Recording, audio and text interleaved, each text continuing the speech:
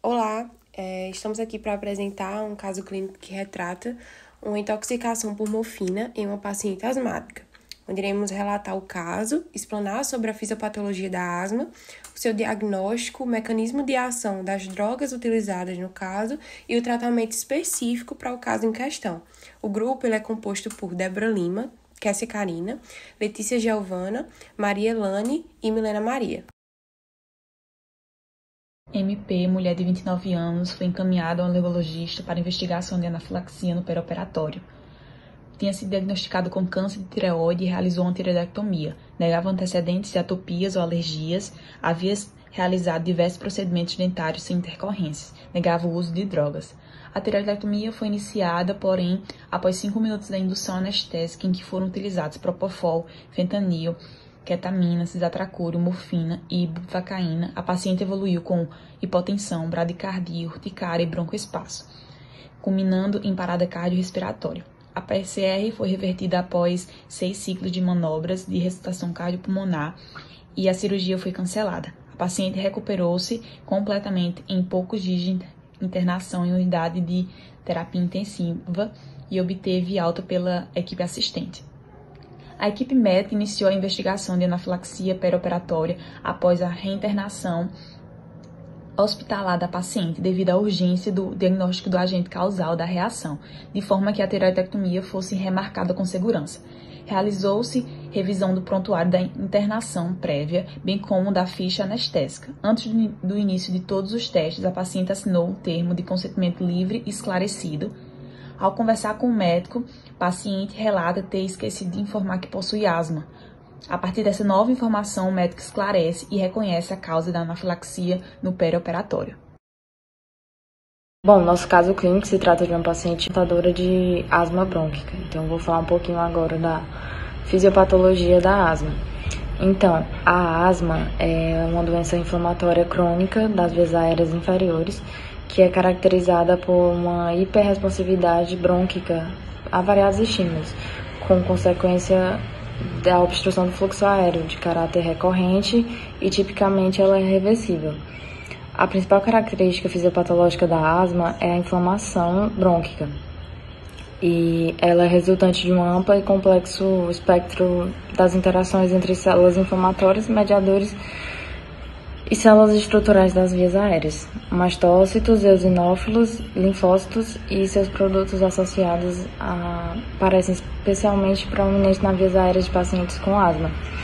Essas células, elas liberam seus mediadores e causam lesões e alterações na integridade epitelial e no tônus da via aérea, havendo alterações na permeabilidade vascular, hipersecreção de muco e mudança da função mucociliar e também o aumento da reatividade do músculo liso da via aérea. A resposta inflamatória alérgica ela é mediada pela imunidade celular de linfócitos TH2. Esses, por sua vez, produzem citocinas responsáveis pelo início e manutenção do processo inflamatório.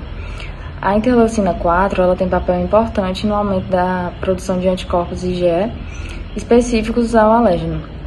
Uma variedade de fatores genéticos, ambientais, infecciosos parecem modular se os indivíduos forem suscetíveis a evoluir para uma asma evidente. Sobre o diagnóstico, o estabelecimento do diagnóstico da asma, ele envolve um processo cuidadoso de obtenção da história, exames físicos e estudo diagnóstico. Ele é fundamentado pela presença de sintomas característicos, sendo confirmada pela demonstração de limitação variável ao fluxo de ar, sendo a espirometria o método de escolha. As medidas de função pulmonar fornecem uma avaliação da gravidade da alimentação do fluxo aéreo, além de fornecer e confirmar o diagnóstico de asma. Na espirometria, são indicativos de asma a redução do volume expiratório forçado no primeiro segundo, para abaixo de 80% do previsto dessa relação com a capacidade vital forçada, para abaixo de 70% em adultos e de 86% em crianças.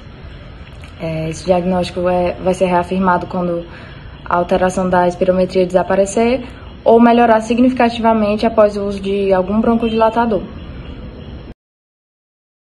A morfina, ela se liga a receptores do tipo mu opioide do sistema nervoso central, causando inibição das vias ascendentes da dor, alterando a percepção e a resposta à dor. Os opioides atuam promovendo a abertura dos canais de potássio e a inibição da abertura de canais de cálcio, controlados por voltagem, causando assim hiperpolarização e redução da excitabilidade neuronal. Além disso, ocorre redução da liberação de transmissores pela inibição da entrada de CA2+. Contudo, os opioides também aumentam a atividade em algumas vias neuronais. Esse efeito ocorre devido a um processo de desinibição, em que acontece excitação dos neurônios de projeção por supressão da atividade de interneurônios inibitórios. Após a administração oral, o pico de concentração plasmática é atingido em aproximadamente 60 minutos. A alimentação não altera a biodisponibilidade da morfina, distribui-se ao músculo esquelético, fígado, rins, pulmões, trato intestinal, baço e cérebro. A duração da ação ela vai variar de acordo com a formulação. Enquanto as formulações de liberação imediata, como comprimidos, soluções orais, injeção, a duração é de cerca de 3 a 5 horas. As cápsulas de liberação prolongada duram de 8 a 24 horas. A morfina ela é metabolizada formando morfina 3-glicuronídeo e morfina 6-glicuronídeo, tendo o último a ação analgésica significativa. O primeiro é inativo, mas liga-se aos receptores, impedindo a ligação da morfina.